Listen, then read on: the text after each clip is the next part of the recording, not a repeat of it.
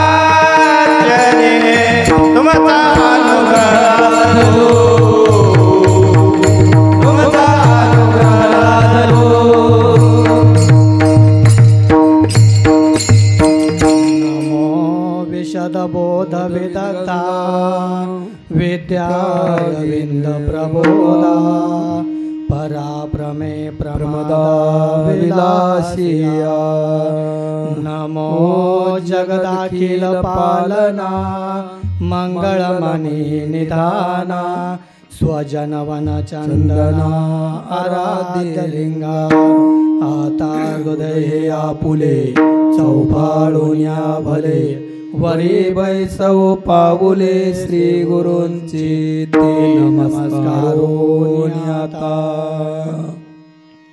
देवे देऊळ सेविले देवे देऊळ सेविले उदक कोरडेचे राहिले नव्हे मत गुढ उमान काही तो आपणा पे पाही श्रीमंत श्री जगद्गुरु तुकोबऱ्या अभंगातून कूट प्रकरणातून एक नवल आपल्या समोर सांगतात विठाल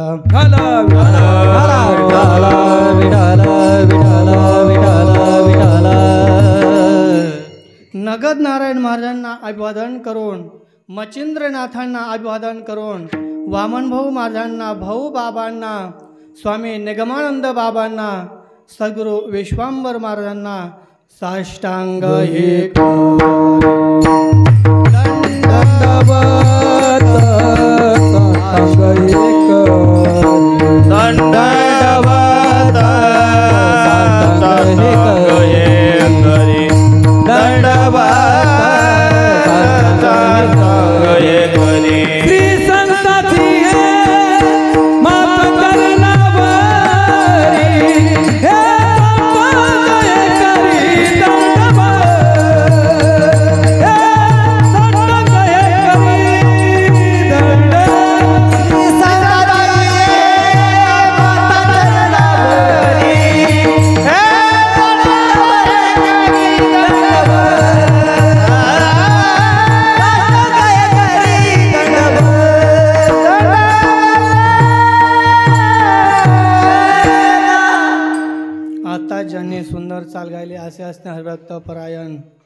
संगीत विशारद भाऊसाहेब महाराज इंगोले आणि संगीत विशारद नासिकेत महाराज जरे आणि पखोराजांची थाप पडते असे असणारे अंकुश महाराज, पेटी मास्तर भीष्माचार्य शिंगटे महाराज, आपल्या संस्थांचे सर्व टाळकरी गायक वादक विनेकरे तुम्हा सर्वांना अभिवादन करून सेवेला आरंभ. विठ्ठल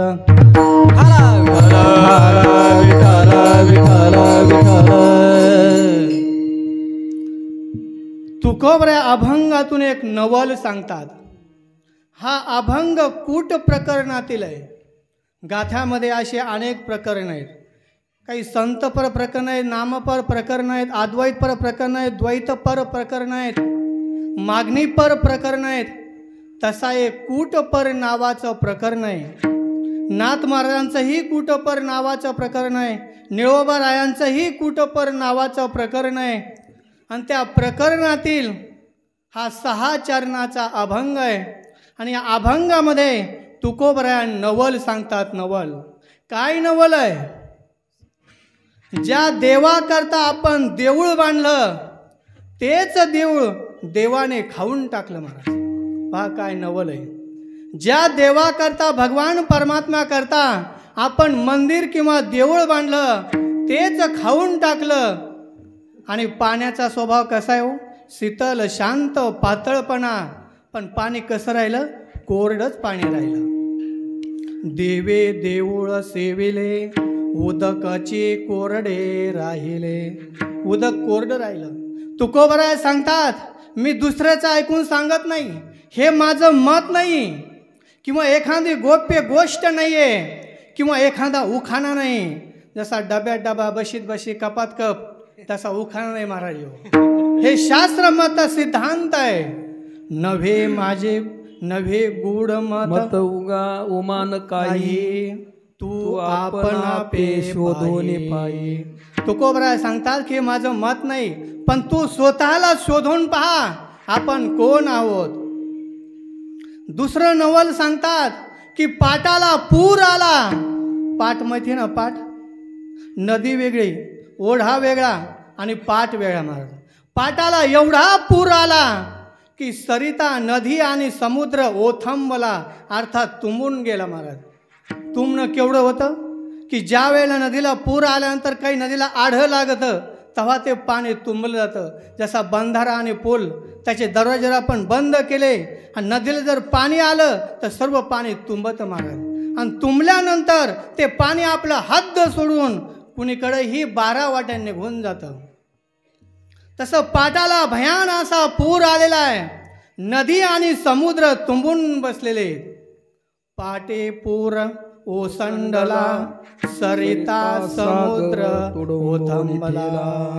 आणि तिसरं नवल सांगितलंय महाराज. वांजबाईच्या घरी तान्ह बाळ जन्माला आलंय. पहा, जी वांजबाई असती तिला मुलगा होत नाही आणि जिला मुलगा होत नाही तीच वांज असते महाराज. पण वांजबाईच्या घरी तान्ह बाळ जन्माला आलंय आणि त्या तान्हे बाळाच्या कानामध्ये एकच कुंडल पण 2 कानामध्ये महाराज. कसं घालायचं ते? एक कुंडल दोन्ही कानामध्ये. एक बाळी 2 कान. वांझे घरी बाळ ताना एक बाळी 2 काना. हो, एवढं मत आहे. पण तुकोबराया म्हणतात की सर्व मत निराश झाल्यानंतर खाली काय शिल्लक राहतो? तेच आपलं स्वरूप राहते. तुका म्हणे पैस अनुभविया ओगोठा गोडी रस. पैस म्हणजे रिकामी जागा. तुकोबराया सांगतात की रिकामी जागा आहे आणि त्या रिकाम्या जागेचा तू अनुभव घे.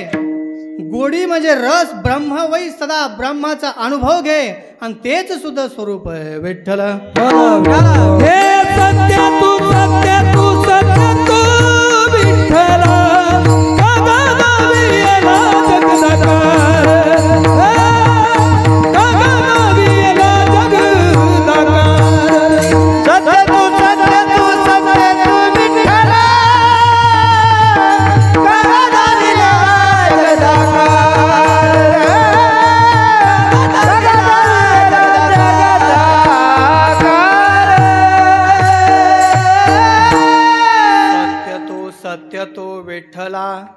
जागा दावेला जगदाकार. भगवान परमात्मा सत्य आहे, सर्वधार, सर्वनियंता, सर्वाधिपती, सर्व गुण कल्याण स्वरूप. भगवान परमात्मा या जगाचं अधिष्ठान आहे आणि जग हे आध्यस्त आहे. आध्यस्त वस्तूची सत्ता अधिष्ठानाशिवाय संपन्न होत नाही. मग ज्या कूट शब्दाचा अर्थ असत्य सांगितलेला आहे, आता असत्य शब्दाने संसार घ्यायचा आणि सत्य शब्दाने केवळ भगवान परमात्मा घ्यायचा. मग ज्या संसारामध्ये आपण आपलं स्वरूप पाहतो त्यात आहे का हो? नाही. मग मुळात संसारच कसा आहे? फलकट तो संसार येथे सार भगवंत, येथे सार भगवंत, येथे सार भगवंत.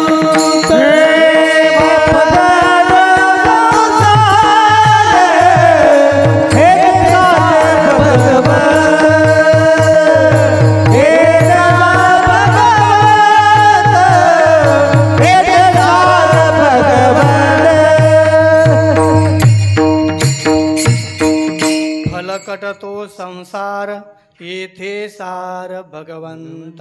फलकट असणारा असा संसार आहे आणि त्या संसारामध्ये आपण आपलं स्वरूप पाहायला लागलोत. महाराज सापडांका एका बाईची सुई घरी हरली आणि ती पुढे पाहायला आली मणपामध्ये. सापडांका तेच आपलं झालंय. आपलं स्वरूप बाजूला राहिलं, एका जागेवर हरपलं आणि आपण संसारामध्ये आपलं स्वरूप पाहावं लागलो. पण त्या संसारामध्ये स्वरूप सापडन का? नाही. मग ज्या आपलं स्वरूप ज्याच्यामध्ये सापडन तो असणारा भगवान परमात्मा आहे आणि तो सत्य आहे आणि सत्य असून तो जगाचं अधिष्ठान आहे. अर्थात जग हे त्याच्या सत्तेनं चालत आहे. तुझी या सत्य वेदाची बोलणे, तुझी या सत्य वेदाची बोलणे, हे तुझी या सत्य वेदाची बोलणे, तुझी या सत्य वेदाची बोलणे, हे सूर्याची चालणे, तुझिया पणे सुराशी चालणे, तुझिया पणे ऐसा तुझ ब्रह्मांड धने, ऐसा तुझ ब्रह्मांड धने, ऐसा तुझ ब्रह्मांडाचा धने,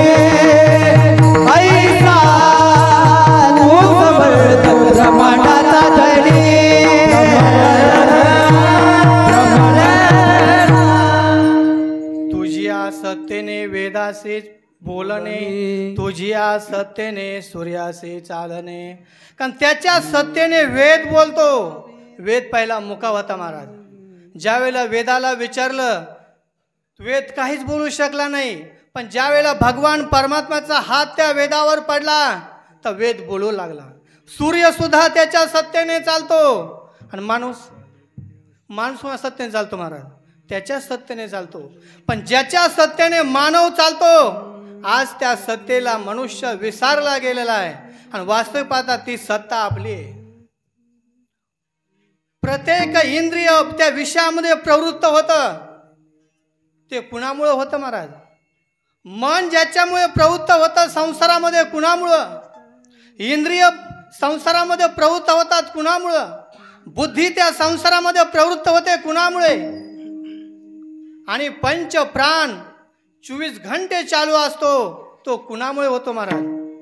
केन उपनिषदामध्ये कथा येते, केने शितम पतते प्रेषितम मनः, केन प्राण प्रथम प्रैति युक्त, केने शितां वाचमिमां वदन्ति, चक्षुश्रोत्र कवं देवो युनक्ति. केने शितम पतति प्रेषितम मनः, हे मन कुणाद्वारा संसारामध्ये प्रवृत्त होत आहे? या मनाला प्रवृत्त करणारा कोण आहे त्याचा आपण शोध घेतला पाहिजे. म्या बोलविल्या वेदू बोले, म्या बोलविल्या वेदू बोले, म्या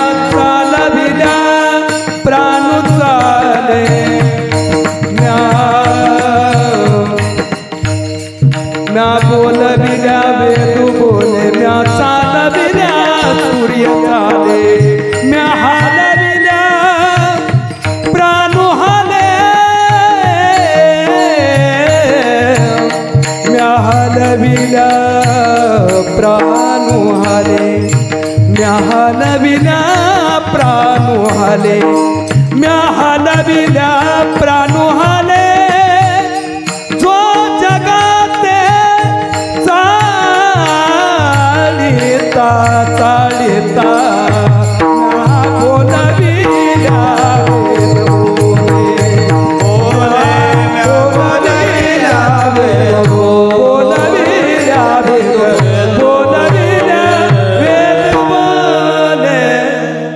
म्या बोलविल्या वेदू बोले म्या चालविल्या सूर्य चाले जो हलविले प्राणू हाले जो जगाते चालविता। भगवान परमात्मा सांगतात की सर्व हे माझ्या सत्तेने चालतंय। मी जर वेदाला बोल म्हटलं तर वेद बोलतो, मी जर सूर्याला चाल म्हटलं सूर्य चालतो, तो माझ्या सत्तेने चालतोय। आणि असे असणारी जी सत्ता भगवान परमात्म्याची ते आपलं स्वरूप आहे। संसार हा आपलं स्वरूप नाही, संसार हा होत असतो आणि परमार्थ करावा लागतो। ज्या ठिकाणी मानवाचा उद्धार होईल ते साधनं मानवाने आपल्या जीवनामध्ये केली पाहिजेत। संसार केल्याने उद्धार होत नाही, उलट संसार केल्याने अधपात होतो। अधपात झाला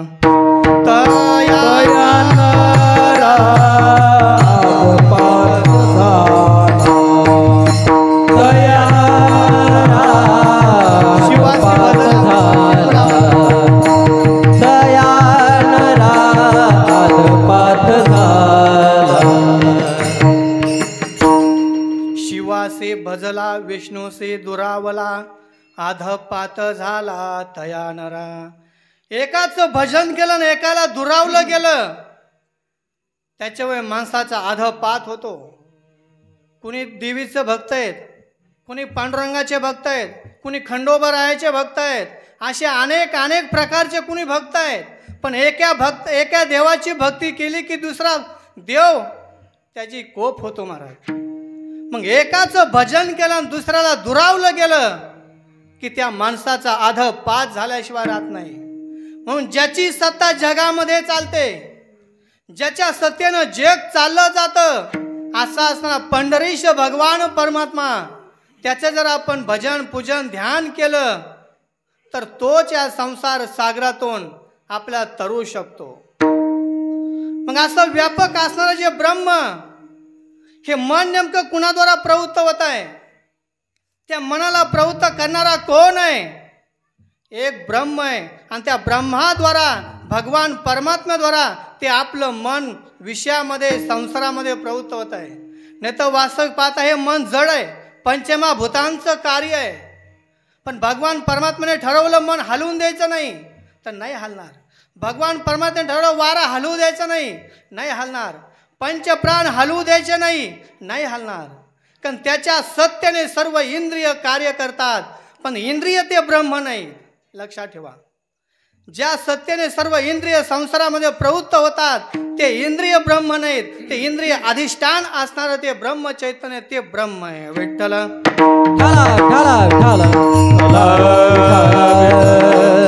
त्याला स्वरूपकार ब्रह्म म्हणतात। आणि त्या ब्रह्माला जाणण्याकरता तुमचे डोळे काही कामाचे नाहीत, तुमचं मन कामाचं नाही, तुमची वाणी कामाची नाही, तुमचे इंद्रिय कामाचे नाहीत, कारण तिथपर्यंत पोहोचू शकत नाहीत। न तत्र चक्षुर गच्छति न वाक् गच्छति न मनो न विद्मो न विजानीमो यथैतदनुशिष्यादन्यदेव तद्वेतादति अवेतादति। न तत्र चक्षुर गच्छति, डोळे सुद्धा त्या ब्रह्मापर्यंत पोहोचू शकत नाहीत, कारण आपण चर्मदृष्टीकार आहे। जोपर्यंत आपल्या गुरुची कृपा होत नाही, चर्मदृष्टी जोपर्यंत जात नाही तोपर्यंत आपलं खरं ब्रह्म दिसू शकत नाही। भगवान परमात्म्याने अर्जुनाला विश्वरूप दाखवलं। अर्जुन म्हणतो देवा मला काही दिसत नाही, ददामि बुद्धी योगम तम।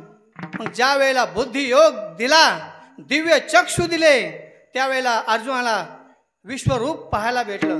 तसं आपल्या ह्या डोळ्याने आपला भगवान परमात्मा दिसत नाही, आपण फक्त मूर्ती पाहतो, त्याचा आकार पाहतो, श्रवण केलेला जसा आकार आहे उकार आहे त्याचा आपण पाहतो।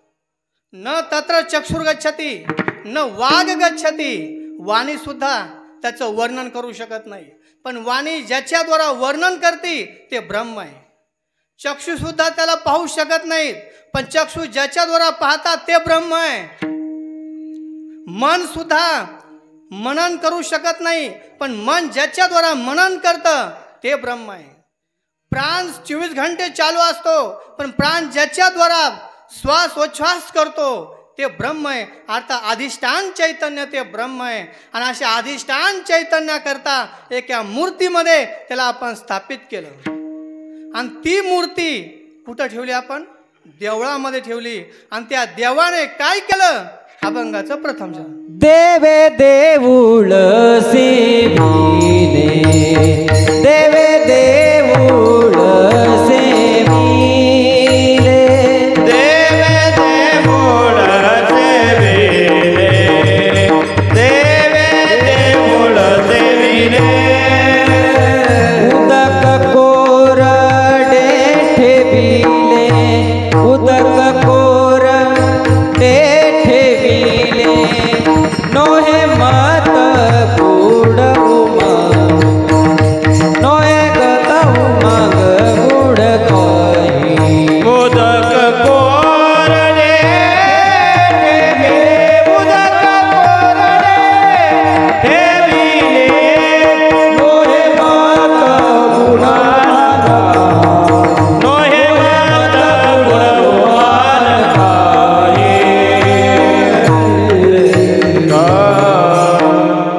देवे देऊळ सेविले, उदक कोरडेचे ठेविले. व्यापक असणारं ब्रह्म चैतन्य ते ब्रह्म चैतन्य ब्राह्मण द्वारा प्राण आहुती करून एका मूर्तीमध्ये आपण स्थापन केलं. आणि ती मूर्ती देवळामध्ये बसवली आणि त्या मूर्तीने देवळ खाऊन घेतलं महाराज. हो, देवळ का खाण्याचा विषय का महाराज? सिमेंट, वाळू, खडी हे खाण्याचा विषय का? देवाला तेवढंच कम पडलं होतं का? आपण देवाला नैवेद्य दाखवतो. कशामुळं? देव खात नाही म्हणून आपण दाखवतो. जर देवाला नैवेद्य खाल्लाच तर देवाला नैवेद्य कोण दाखवणार नाही महाराज. पण जगामध्ये अशी ख्याती होऊन गेली की नामदेव महाराजांनी साक्षात काय केलं?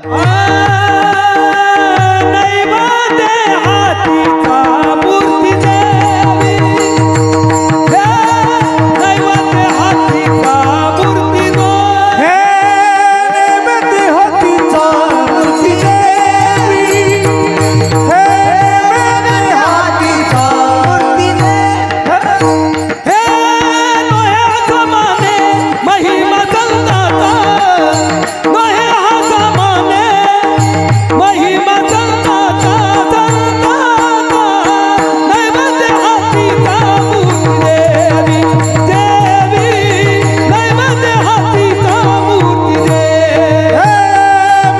नैवेद्य हातीचा मूर्ती देवी, नैवेद्य हातीचा मूर्ती देवी.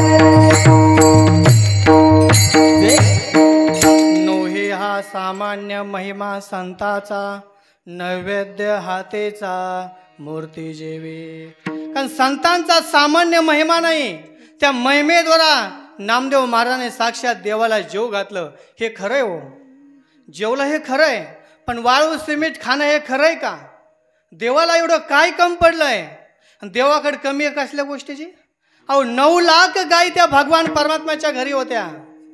जर 9 लाख गाईचं दूध काढलं आणि भगवान परमात्मा त्याच्यामध्ये बुडाला तर यशोदेला 3-4 दिवस लागायचे मला सापडण्याकरता. नवनीताचे डोंगराच्या डोंगर होते, तुपाचे सागरच्या सागर होते. एवढं काही असताना देवाने देऊळ का खाल्लं? का खाण्याचा विषय का तो? महाभारतामध्ये उदाहरण येते. कुंती मातेला भगवान परमात्म्याला जेवायला आणायचं होतं पौष महिन्यामध्ये. भीमाला आवाज दिला, भीमा अरे आज भगवान परमात्म्याला जेवायला घेऊन ये. भीमाने सांगितलं, आई तू स्वयंपाक कर, मी जेवायला उद्याच्याला त्याला आणतो. रात्रभर कुंती माता जागी राहिल्या, अनेक पाची पकान्न पदार्थ तयार केले. सकाळ झाली, पहाट झाली. भीमाला आवाज दिला, भीमा अरे तू केव्हा जायचा? हस्तिनापूर कुठं आणि द्वारका कुठं? तू लवकर जा आणि भगवान परमात्म्याला आण. भगवान परमात्म्याची आत्या होती कुंती माता. भीमाने आंघोळ केली, संध्या केली, गदा हातामध्ये घेतली, बाहेर अंगणामध्ये आला आणि गर गर गर ती गदा बिंगेली आणि वर आकाश मार्गाने सोडली. जर भगवान परमात्मा सत्य असेल तर तो भगवान प्रगट होईल, नाही तर गदा माझ्या डोक्यामध्ये पडल. भगवान परमा द्वारकेला कळालं. तिथून भगवान परमा धावत आले. ए भीमा, अरे तू काय करू येडाय का काय? अरे कुंती मातेने तुला जेवायला बोललंय. मग भगवान परमात्मा जेवले. मग हे भगवान परमात्मा खायला पाहिजे का दगड माती सिमेंट? कारण देवाने देवळच खाऊन घेतलं महाराज. ज्या वेळेला महाभारताचं दुसरं उदाहरण येतं की सभा भरली, आता नेमका निर्णय कोणता घ्यायचा, कौरव पांडवाला युद्धाचा प्रसंग द्यायचा का नेमकं काय करायचं. आणि त्या सभेमध्ये भगवान परमात्म्याला बोलवलंय आणि निर्णय घेण्याकरता सांगितलं. भगवान परमात्मा सांगितलं, कौरवांनो, तुम्हाला जर त्यांना अर्ध राज्य द्यायचं नसेल, पण काय करा, 5 जणांना 5 गावं तरी तुम्ही द्या. त्यावेळेला दुर्योधन उठला आणि काय म्हणला, हे कृष्णा, तू गाई मागचं कार्ट आहेस, सुईच्या टोकावर बसणी एवढी सुद्धा मी त्यांना माती देणार नाही. भगवान परमात्मा सभेवरून निघते झाले. दुर्योधनाने आवाज दिला, कृष्णा कुठं चाललास? अरे तुझ्याकरता 5 पकवानाचं जेवण केलंय. भगवान परमात्मा सांगितलं, मी का उपाशी आहे का जेवायला? मग विदुरजी पुढे गेले, साष्टांग प्रणाम केला आणि सांगितलं, भगवान परमात्मा तुम्ही माझ्या कुटीवर चला. मग त्या कुटीवर आले. आल्यानंतर विदुरजीने बसायला गोधडी टाकली महाराज.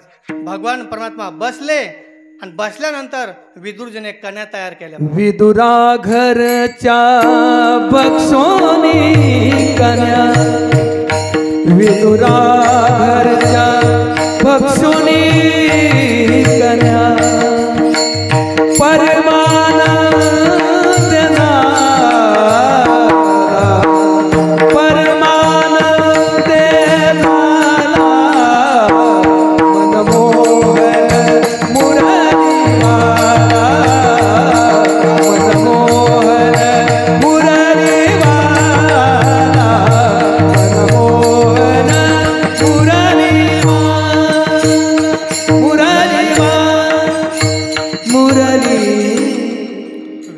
घरच्या भक्षुनी कन्या परमानंदे तोषला. विदुरा घरच्या कन्या खाल्ल्या आणि भगवान परमात्मा तृप्त झाले.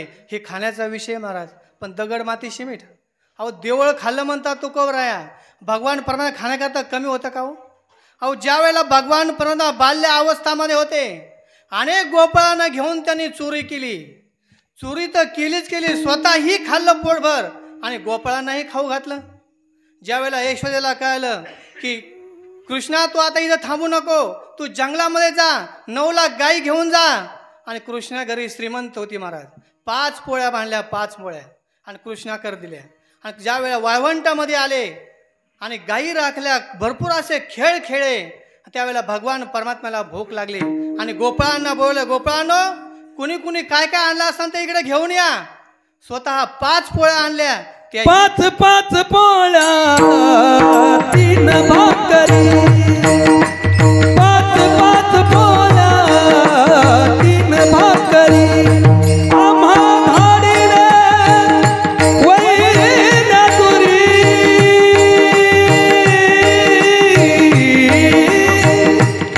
आमुची ठकोनी खाल्ली दोरी, कानोबा निवडिया पुरी गोधने, कानोबा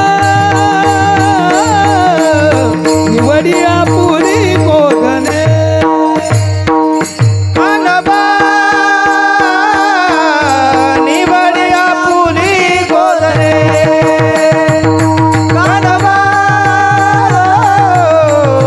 निवडिया पुरी गोधने, गोधने 5 पोळ्या 3 भाकरी, दीड कानवाला 1 पुरी. 5 पोळ्या खाल्ल्या महाराज त्याने, 1.5 भाकरही हाणली आणि शेवटी 1 पुरी बी खाल्ली महाराज. एवढं भगवान परमात्म्याने खाल्लं.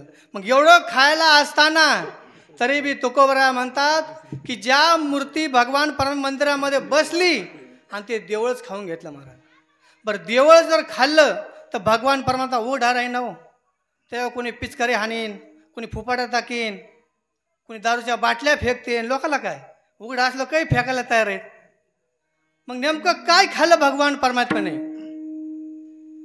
हा देह आहे आणि या देहामध्ये देव आहे का हो? देहातच नाही, या जळा स्थळामध्ये भगवान परमात्मा. विठ्ठल जळी स्थळी भरला रित ठाव नाही उरला. विठ्ठल स्थळी भरला रित ठाव नाही उरला. विठ्ठल स्थळी भरला रित ठाव नाही उरला. विठ्ठल जळी भरला रित ठाई नाही उरला. आज म्या दृष्टीने पाहिला विठ्ठल ते विठ्ठल. विठ्ठल ते विठ्ठल. विठ्ठल मन हरल पाप पदरी आले पुण्य बाप. विठ्ठल मन हरल पाप पदरी आले पुण्य बाप. विठ्ठल म्हणता हरले पाप. विठ्ठल म्हणता हरले पाप. माप. विठ्ठल जळे स्थळी भरला रिता ठाव नाही उरला. आज म्या दृष्टीने पाहिला. विठ्ठल भगवान परमात्मा आपल्या देहात हे विशेष नाही, पण या ब्रह्मांडामध्ये तो व्यापक आहे. मग माणसाला 3 शरीर आहेत. एक स्थूल शरीर, कारण शरीर आणि सूक्ष्म शरीर. स्थूल शरीर दिसतंय, स्थूल शरीर आहे. कारण शरीर त्याच्या आतमध्ये आणि सूक्ष्म शरीर तुझ्या आतमध्ये. सूक्ष्म शरीराचा बाध आहे. ज्या वेळेला ब्रह्मज्ञान होईल त्यावेळेला सूक्ष्म शरीराचा बाध आणि कारण शरीराचा नाश आहे.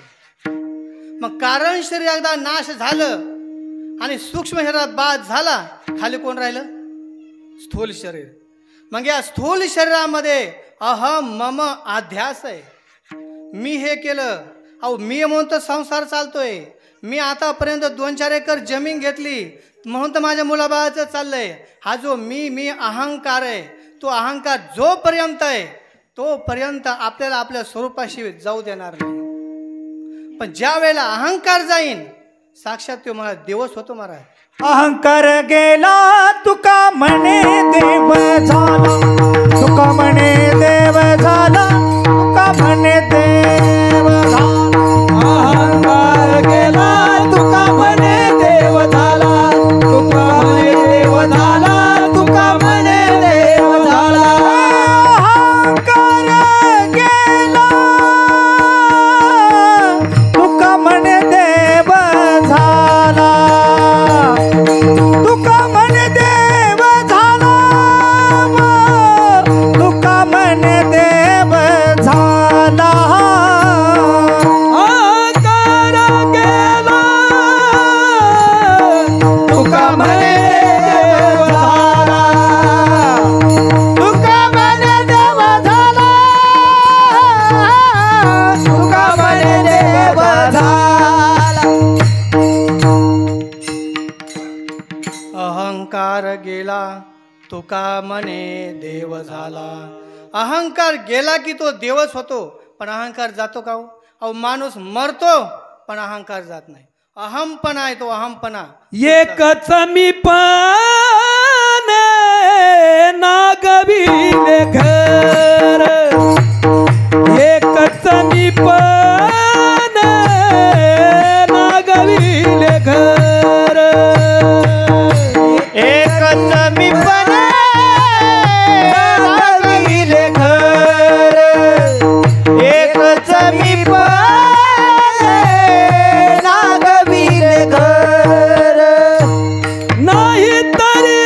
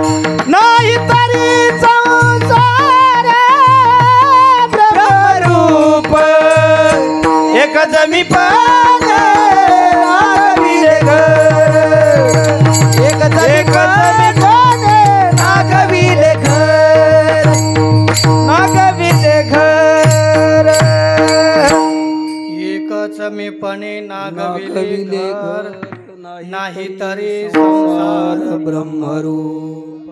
एकाने एवढं घर महाराज नागव केलंय. नागव हे जे घर आहे ना, हे देहरूपी घर नागव केलं. कशामुळे?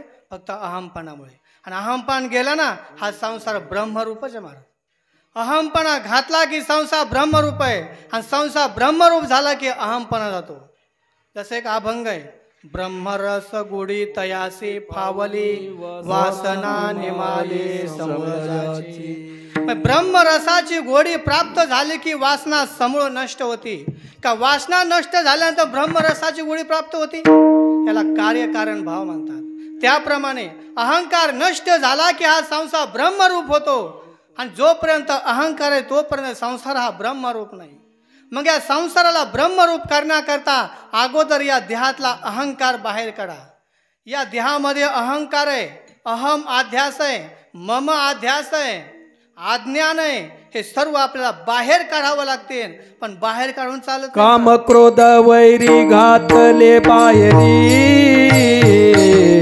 राहिला अंतरी पांडुरंग.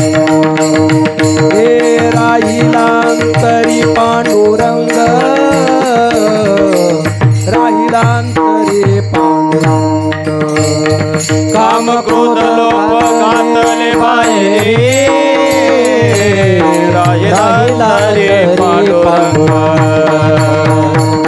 राहिला रे पांडुरंग. काम क्रोध लोभ घातले बाहेरी राहिला रे पांडुरंग.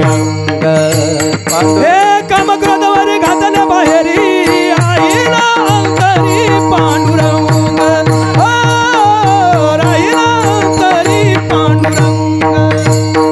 हे काम क्रोध लोभ घातले बाहेरी राहिला तरी पांडुरंग. राहिला तरी पांडुरंग. राहिला तरी पांडुरंग. पांडुरंग. काम क्रोध वैरी घातिले बाहेर राहिला अंतरी पांडुरंग. काम क्रोध लोभ मद मत्सर हे जोपर्यंत अंतःकरणामध्ये तोपर्यंत भगवान परमात्मा आपल्यापाशी नाहीये.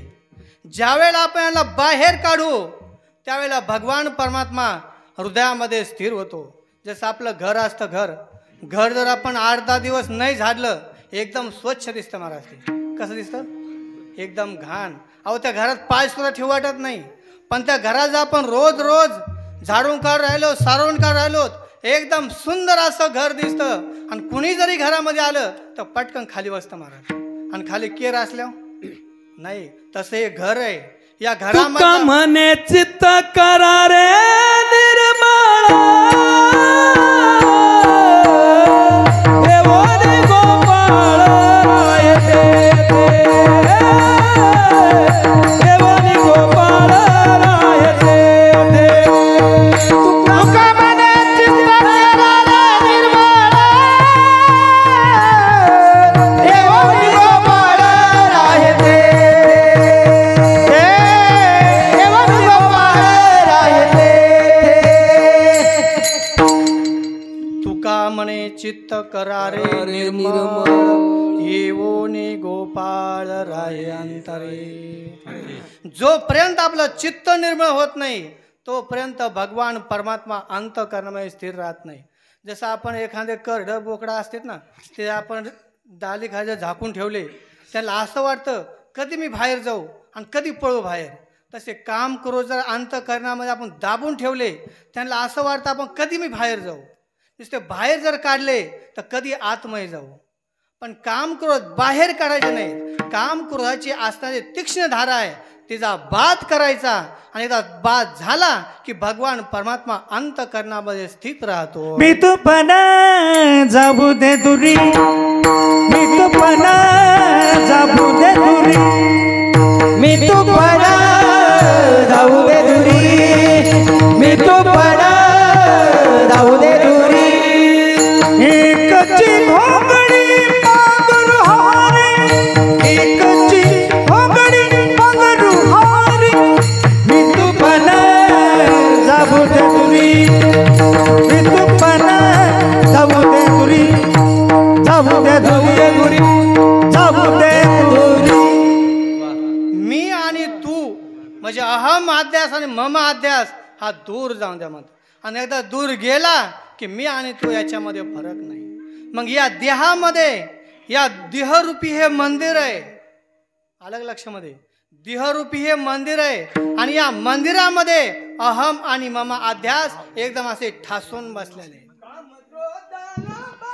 दयाचे अंतर काम क्रोध लोभ दयाचे अंतरी लोभ दयाचे अंतरी काम क्रोध लोभ दयाचे अंतरी नाही अधिकारी नाही अधिकारी नाही अधिकारी नाही अधिकारी नाही अधिकारी ऐसा येते हरिमुखी गाता हरपल चिंता हरिमुखी गाता हरपल चिंता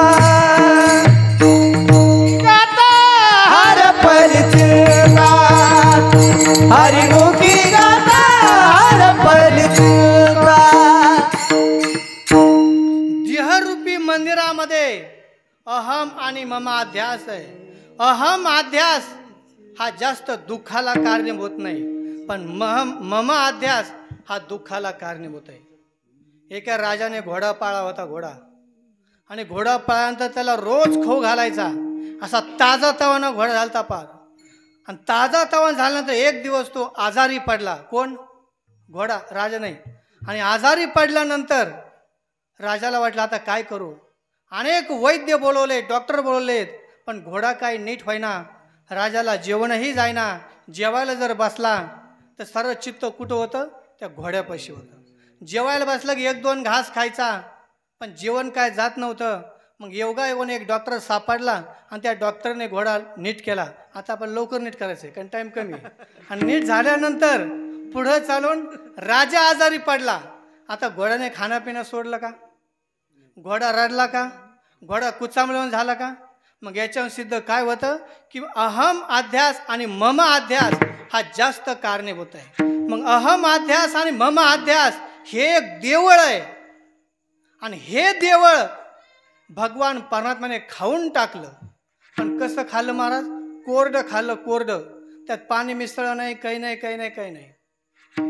देवे देऊळ सेविले, देवाने देऊळ खाल्लं म्हणजे त्या भगवान परमात्म्याने या हृदयरूपी देहामध्ये असणारा जे अहम आणि मम अध्यास आहे तो खाऊन टाकला, पण कोरडाच खाल्ला.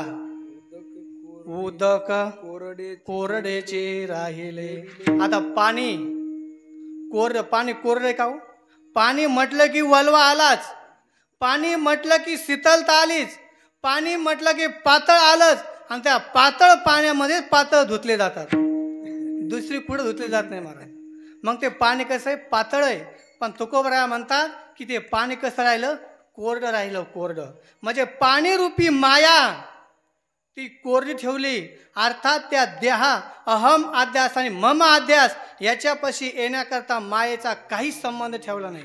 माया येणं आणि अहम अध्यास हे खाऊन टाकणं एका क्षणी घडलं. म्हणून तुकोबराया म्हणतात देवे देऊळ सेविले, उदक कोरडेचे ठेविले. आता उदक कोरडं म्हणजे कसं? जसं आपण कोरं पान आहे आणि त्याच्यावर पाणी पाणी पाणी पाणी पाणी असे शब्द लिहिले, तर त्या पाणी पाणी शब्दाने अंग भिजतं का? नाही भिजत. किंवा एखादा ड्रॉइंग पेपर आहे त्याच्यावर आपण पाण्याचं चित्र काढलं, त्या पाण्या चित्राने अंग भिजतं का? किंवा काही ओलं होतं का? नाही. मग ते पाणी सुद्धा काय? कोरडं आहे. किंवा दुसरं, टी व्हीमध्ये आपल्याला समुद्र सागर दिसतो पाण्याचा, पण टी व्ही कधी ओली झाली का? नाही. ते पाणी काय? कोरडं आहे. किंवा टी व्हीमध्ये आग लागती, मग टी व्ही जळती का? नाही. मग ती आग सुद्धा कशी आहे? कोरडी आहे. किंवा भिंतीवर आपण एखाद्या समुद्राचा फोटो काढलेला आहे पाण्याचा, आणि पाण्याचा फोटो घेऊन त्या समुद्राचे नारळ काढलेत, लांबून जर पाहिलं तर आपलं असं वाटतं की पाण्याच्या काठावर नारळच आहेत. नारळ पडलं की पाण्यात वाहून जातं काय? पण जातं का? नाही. आता सोपा दृष्टांत पहा. तुम्हाला स्वप्न पडलं आणि स्वप्नामध्ये तुम्हाला उठायला उशीर झाला, मग तुम्ही काय केलं? स्वप्नामध्ये पटकन दिवशी उठलात, विहिरीमध्ये गेला आणि उडी टाकली की आंघोळ झाली का तुमची? उठला तर कुठे तुम्ही? गोधड्यात. मग आंघोळ झाली का? नाही. मग हे पाणी सुद्धा कोरडं आहे. मग असं असणारं मायारूपी कोरडं पाणी ज्या वेळेला भगवान परमात्म्याला अहम आणि मम अध्यास खाऊन टाकायच्या अगोदर मायारूपी पाणी दूर झालं. मग देवे देऊळ सेवले उदक कोरडेचे ठेविले. पण तुकोबराय सांगतात, मी काय ऐकून सांगत नाही, एखाद्या माथ्यातलं सांगत नाही, ह्याला स्वतः सिद्धांत आहे. अभंगाचं दुसरं चरण. नोहे मत गुडवपन काही नोहे मनव उपम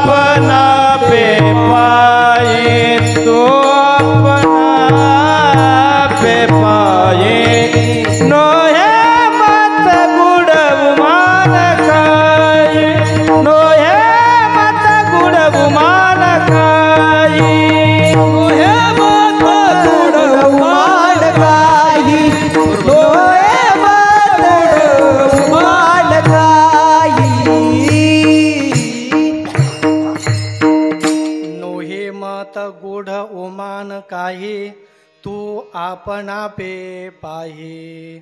नोहे मत नोहे गुड नोहे उमान नोहे काही तू आपण पे पाही. हा अन्वय झाला. तुकोबराय सांगतात की देहरूपी मंदिरामधला अहम आणि मम अध्यास खाऊन टाकला आणि कोरड्या माये सकट खाऊन टाकला. याला मत काय? नोहे मत काही. मत म्हणजे शास्त्राचं मत. ते मत आपल्याला सांगायचं नाही. 6 आस्तिक शास्त्र आहे, 6 नास्तिक शास्त्र आहे. त्यांचं काय मत आहे ते बाजूला ठेवा. पण माझं जे मत आहे ते मी सांगत नाही. किंवा एखादा गुड म्हणजे गोप्य मी सांगत नाही. कुठं एखाद्या जागे मला गोप्य दिसलं आणि तेच मी तुमच्यासमोर मांडलं असं बी नाही. गुमान काही गोप्य किंवा दुसरा कोणता शब्द आहे गुढ आणि पुढं उमान काही किंवा तो उखाणा नाही. जसा बाया माणसं उखाणा घेत असते डब्यात डबा बशीत बशी कपात कप, तसा काही तो उखाणा नाही. तो सिद्धांत शास्त्राचं मत आहे. आणि ते मत तू काय कर, स्वतःला पाहून घे तुझं स्वरूप काय. देहरूपी मंदिरामधले अहम आणि अहम अध्यास मी खाऊन टाकला. मायेचा संबंध न होता आता शिल्लक काय राहिलंय ते तुझं स्वरूप आहे. आणि तू आपण पे पाही, दुसरीकडे तू पाहू नको. डला पोटे पुरवो सांडला पोटे पुरवो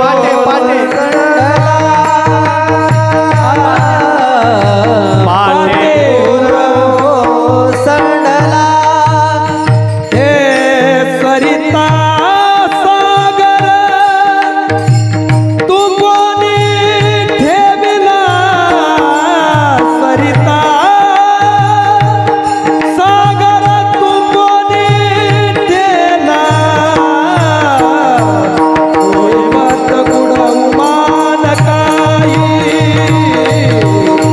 होय मत गुड उमान काही. सरिता सागर तुंबने ठेविला. सरिता सागर तुंबने ठेविला. नोहे मत गुड उमान काही. नोहे मत गुड उमान काही.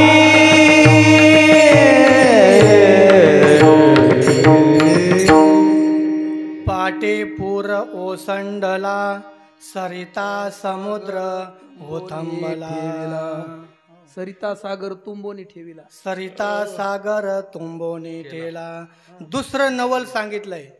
पाटे पूर ओसंडला. पाट माहिती ना, पाट आपल्या गंगथळीचं पाट असते.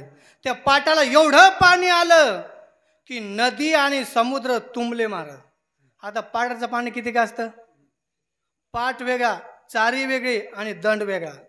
पाटातलं पाणी चारीत घ्यावं लागतं, चारीतून दंडामध्ये यावं लागतं आणि दंडामधून मग आपल्या पिकाला द्यावं लागतं.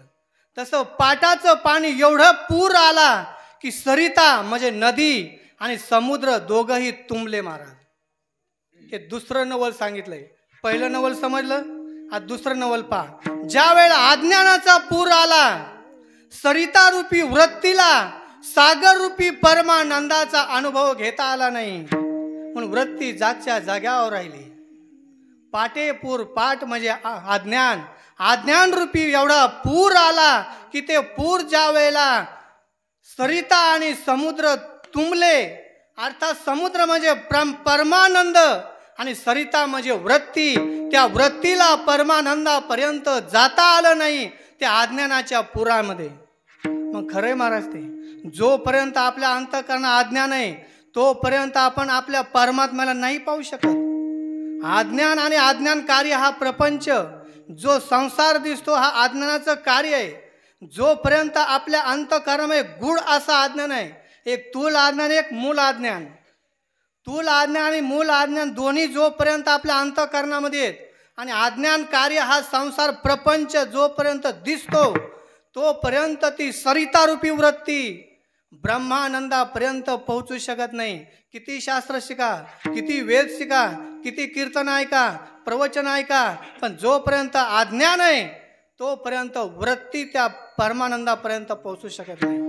मग तुकोबराय सांगतात, पाटे पूर आला सरिता समुद्र ओथम, सरिता समुद्र ओथंबुने ठेला. सरिता आणि समुद्र ओथंबून ठेले आणि जोपर्यंत अज्ञान आहे तोपर्यंत आपण त्या परमात्म्याला जाणू शकत नाही.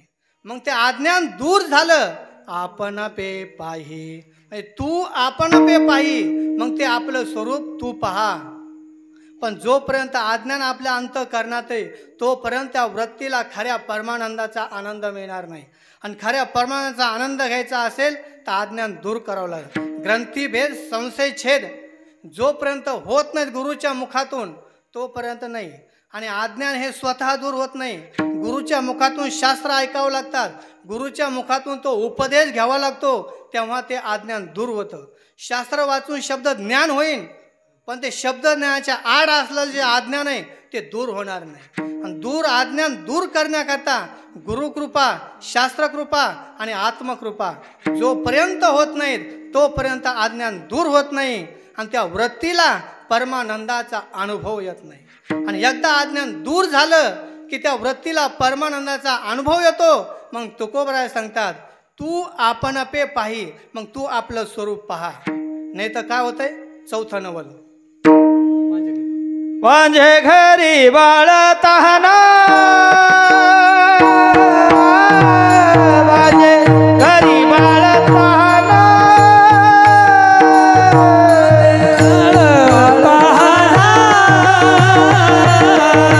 माझे घरी बाळ तहाना, एक बाळी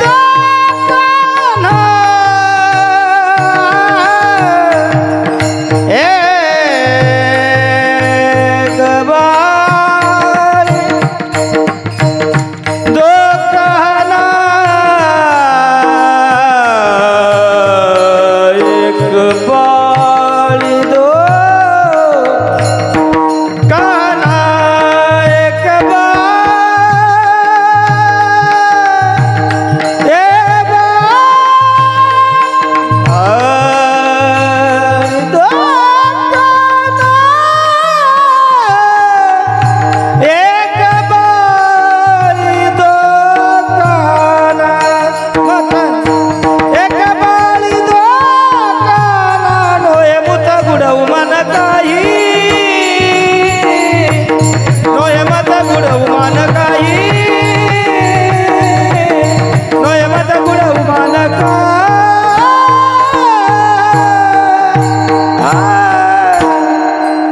वांजे घरी बाळ तहाना, एक बाळे दोकाना.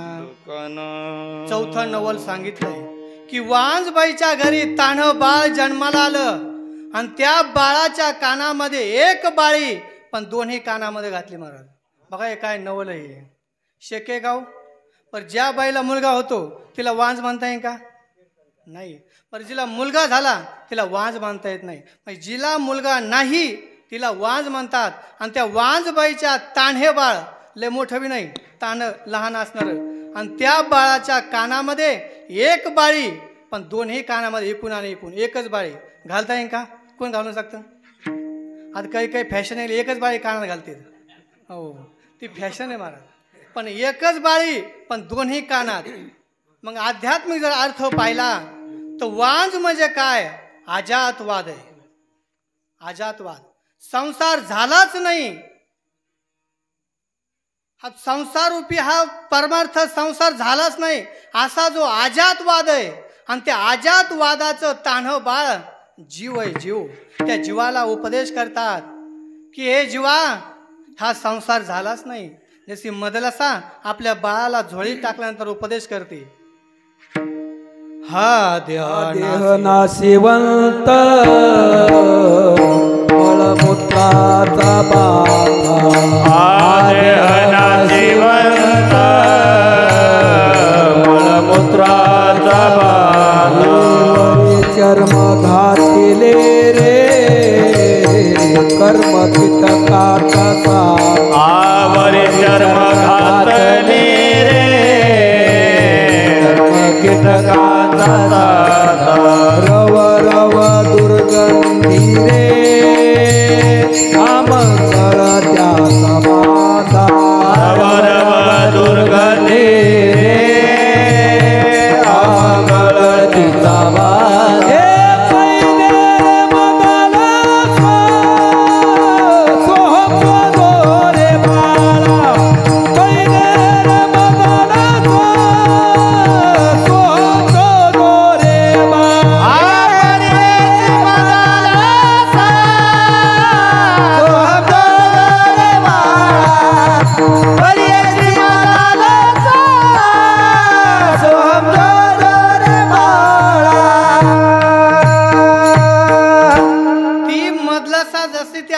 उपदेश करते तसा अजातवाद त्या आपल्या जीवाला उपदेश सांगतोय की जीवा अरे हा संसार झालाच नाही. तुझ्या संसारामध्ये जन्माला आलास हा संसार मुळातच नाही. केवळ ब्रह्मच हा संसारामध्ये. आता ब्रह्म जन हे अवघे झाले ब्रह्मरूप. अशा या स्वरूपावर तू स्थिर राहा. मग तो जीव म्हणतो हा अजातवाद मला पटत नाही. मग तुकोबराय सांगतात एक बाळी दो काना. एक बाळी आणि दोन कानामध्ये महाराज. आता तुम्ही एक एक कानाने ऐकतात का दोन कानाने ऐकतात? कीर्तन कोणत्या कान ऐकतात? किंवा हे कान झाकून ठेवला आणि ह्या कान ऐकला झालं का? शब्द ऐकू आला की दोन्ही कान ऐकत आहेत महाराज. जसं एखाद्याचा पुत्रला येडवणी करतो मग सहज म्हणतात की बाबा ह्या पोराला काहीतरी सांगा, काहीतरी उपदेश करा. मग तो उपदेश ऐकताना एक एक कानाने ऐकतो, दोन कानाने ऐकतो, दोन्ही कानाने. बाळी म्हणजे उपदेश, दोन काना म्हणजे दोन कानाने. मग त्या अजातवाच्या दृष्टीने त्या जीवाला उपदेश सांगतात की जीवा हा संसार झालाच नाही. केवळ एकमेव ब्रह्म आहे आणि त्या ब्रह्माला तू अनुभव घे. तू आपणपे पाही त्या ब्रह्माला तू पहा. मग पहिलं नवल सांगितलं की देहरूपी देऊळ खाऊन टाकलं. दुसरं नवल सांगितलं पाटाला पूर आला. आणि तिसरं नवल सांगितलं की वांजबाईच्या घरी तानं बाळ जन्माला आलं. एवढं नवल सांगत असताना सर्व सिद्धांत प्रथापित केले आणि शिल्लक काय राहिलं? सर्व सिद्धांत सांगत सांगत सांगत सांगत तुकोबराय शेवट आले आणि सांगितले आता खाली रिकामी जागा, रिकामी पैस. तू का म्हणे पैसा, तू का म्हणे पैसा, तू का म्हणे पैसा, तू का म्हणे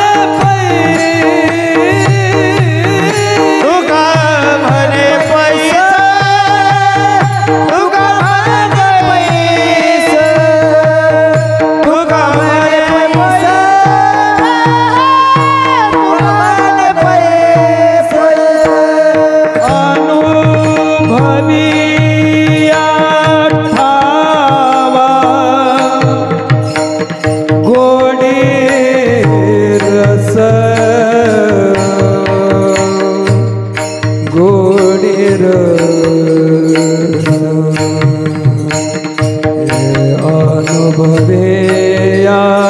ठावा अनुभवेया अनुभवेया ठावा गोडे रस अनुभवेया अनुभविया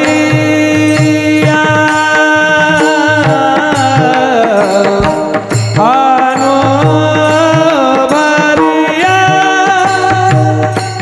अनुभविया भावा गोडे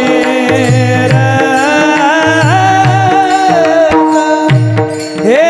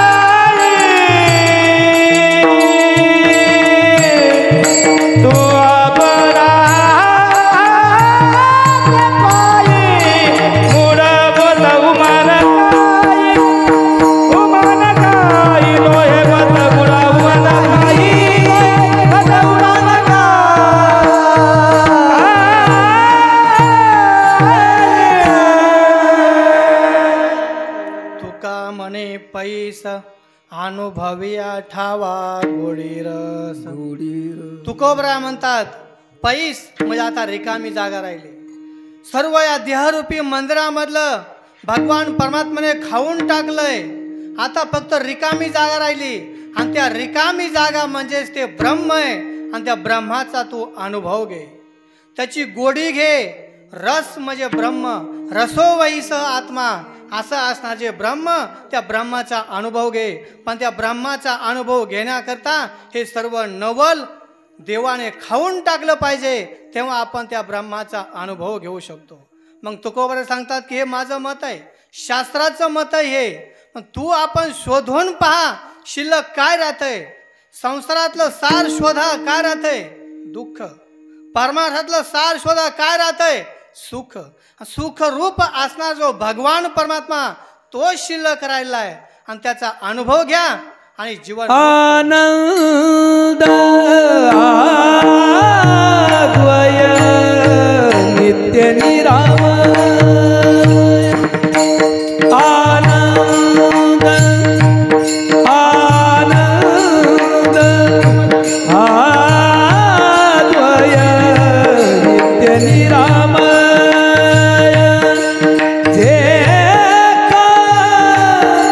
निज ध्येय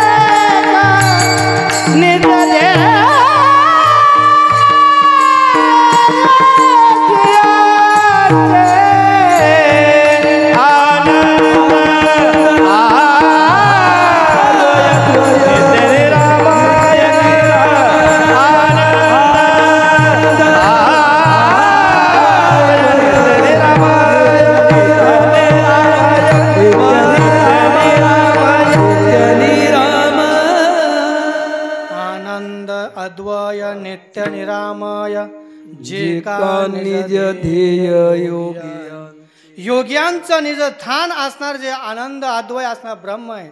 नांत प्रज्ञम न बहिष प्रज्ञम नोभयत प्रज्ञम न उभयत प्रज्ञम अदृष्टम अव्यवहार्यम अग्राह्यम अलक्षणम अचिंत्यम अव्यपदेशम एकात्म प्रत्यय सारम असणार ब्रह्म. ते ब्रह्म आता शेवट शिल्लक राहिलंय, त्याचा तू अनुभव घे आणि जीवनमुक्त हो. विठोबा बारकुमाये बारकुमाये. विठोबा